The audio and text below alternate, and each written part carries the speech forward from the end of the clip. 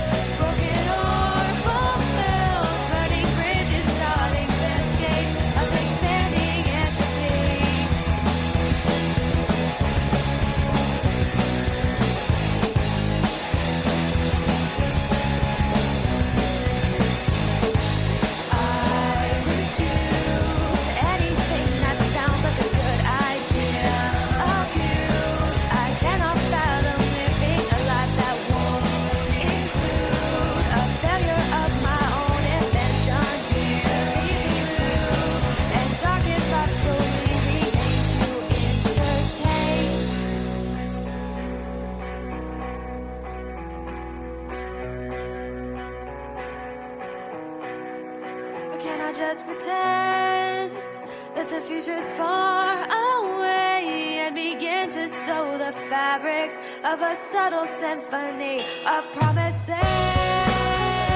Broken or fulfilled, burning bridges, starting landscapes of expanding entropy.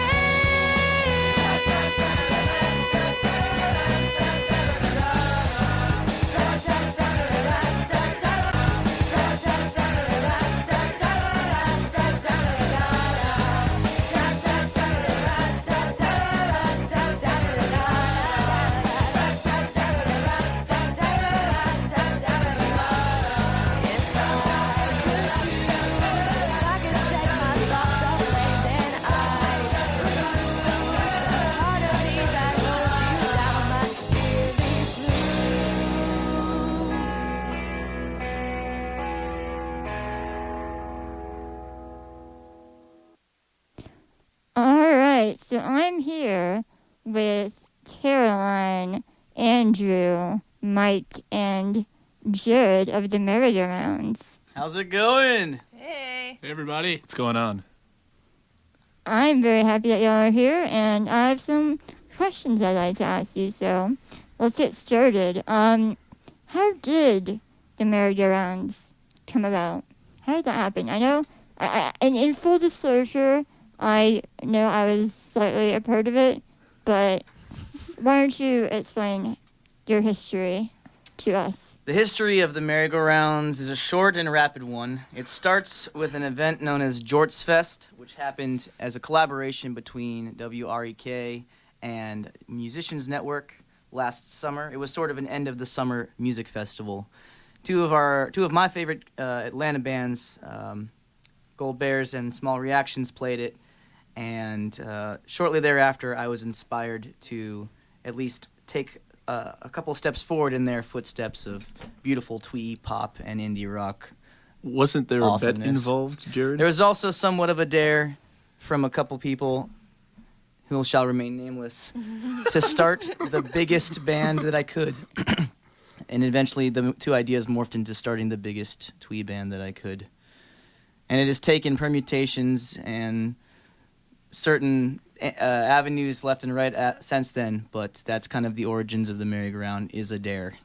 And it's the best dare I ever took. Nice. So, you have 4 members with you here today, but you said that you have pretty much the largest band that you've ever been in so far. So how many members do you have in the merry-go-rounds, and what do y'all play? Well, we have 11 members, and there's so many instruments, I think I'm going to need help naming them all. Do you think we can do it? We can do this. I think we can do it. All right. Well, we have the standard rock instrumentation, guitars, bass, drums, and singers. With the interesting caveat that we actually have 2 drum set players. And a third percussionist. Yes. The drum pads and the glockenspiel. And drum pads, yes. I do violin. Yeah, we also have a saxophone player. I'm also playing trumpet in this band now. That's a thing. On our upcoming album, we have a member who plays the flute, our bassist, Tom. Yeah, and I think we have lots of hand claps and organ, piano as well. So we're basically a band of kids that were band nerds when we were younger and played as many instruments as we could get our hands on, and eventually found some sort of rock and roll instrumentation, or kind of revisiting our own musical histories. That's really amazing that y'all can have that many people in a band and still stay so cohesive. How do you go about the songwriting process with so many people and so many opinions? Well, Maria, that's a really good question. We haven't quite streamlined it yet. But what we end up doing is having 1 or 2 people come forward with the main core or idea of a song.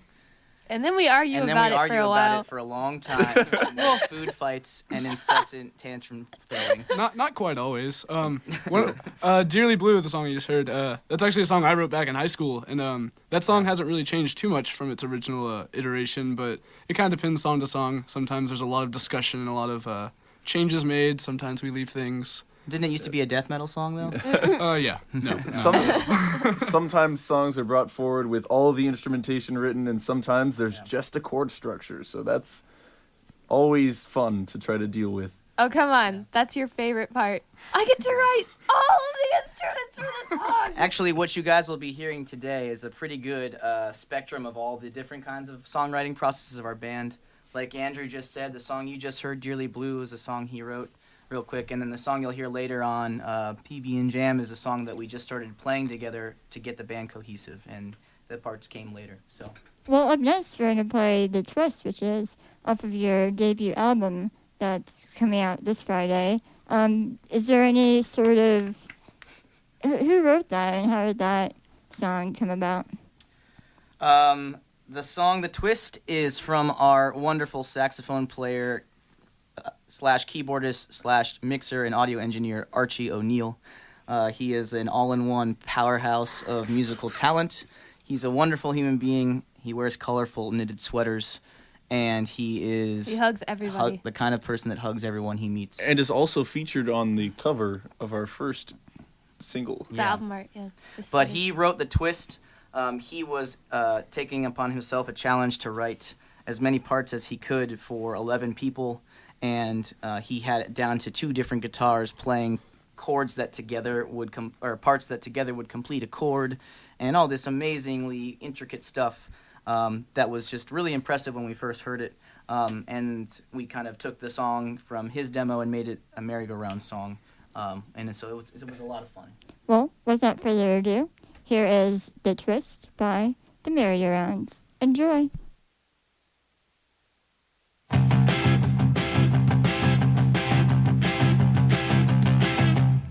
He was a doozy, he knocked you dead with charm. She was a floozy, so she naturally dove into his arms. I bet their kids will look different. It was about the time I shut the TV set. I started wondering if life was just a joke I didn't get. Waiting for the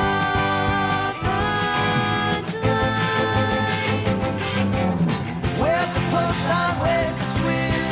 Is there a deeper truth? There is there just a gist? There are 1,000 stories I would tell if they were true, and a million thoughts I never had if life was deja vu. There must be something on the way. Now I'm with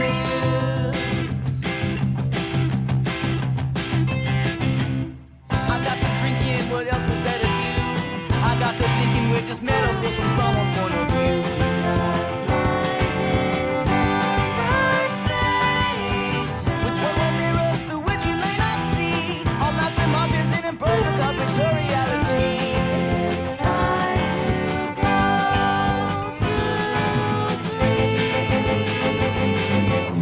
Where's the punchline? Where's the twist? Is there a deeper truth or is there just a gist? There are 1,000 stories I would tell if they were true, and a million thoughts I've never had if life was deja vu. There must be something I missed. Now I'm through with this.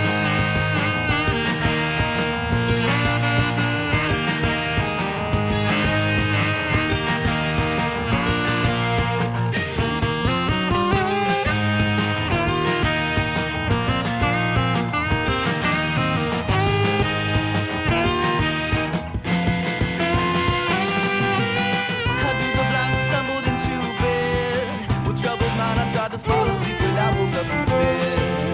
To the super dimension. Beings they had never heard of planet Earth. They vaporized my essence, but they told me they would hasten my rebirth. To a world of huge headaches.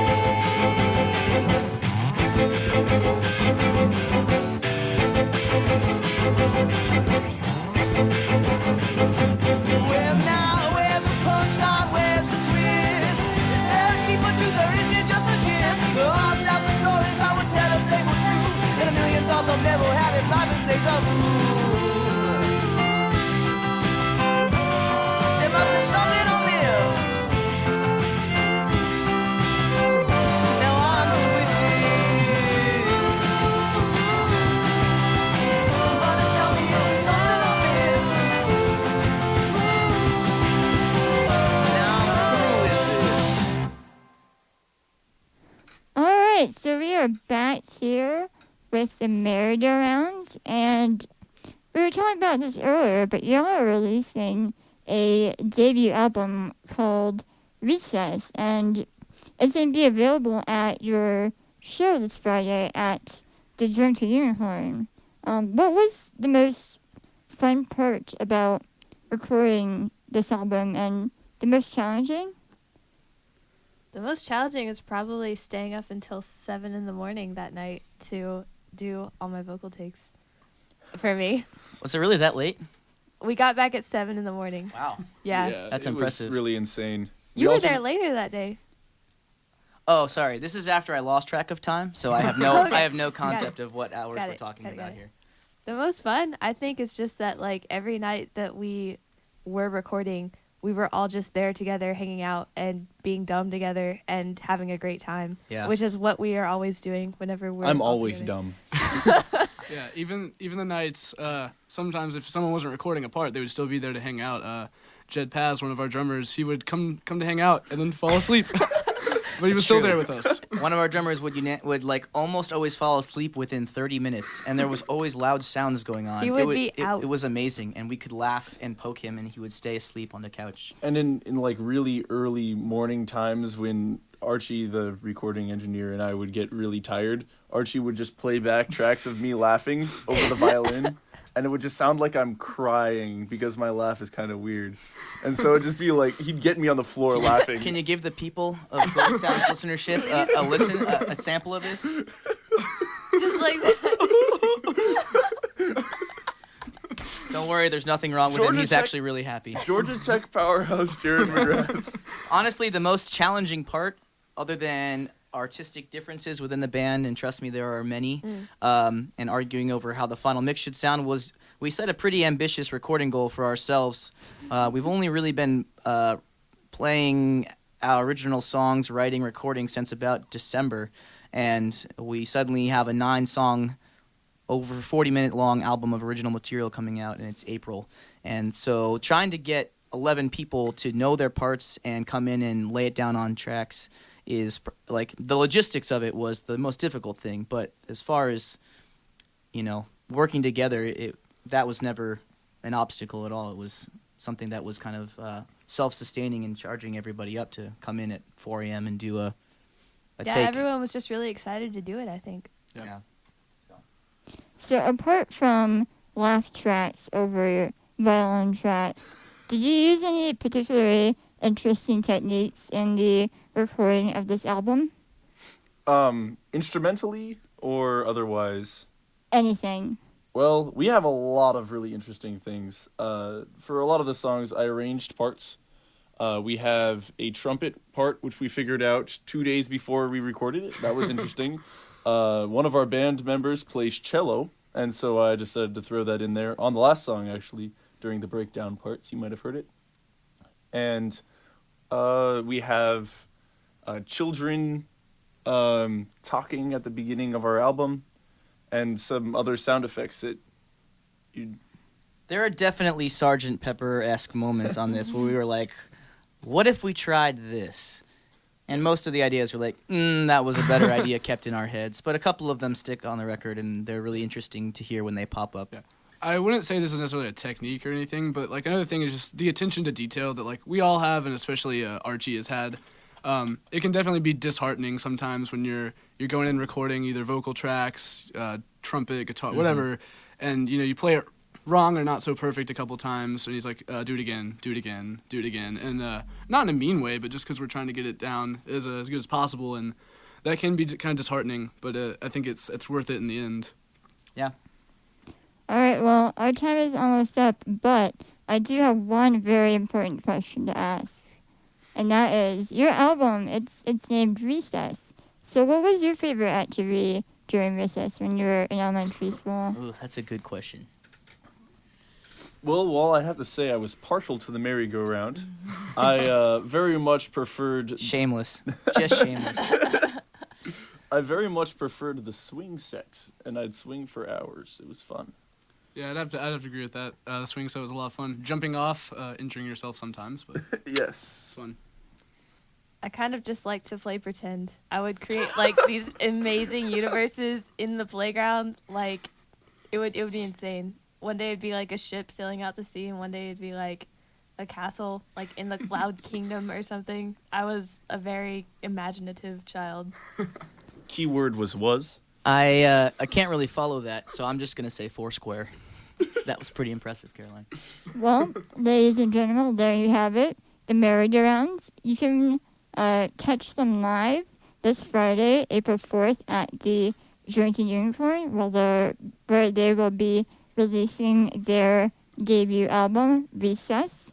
And you can also find that online. What's your Bandcamp? merry-go-rounds.atl.bandcamp.com. There we go. One last song. We have PB&Jam by the Merry-Go-Rounds. Enjoy.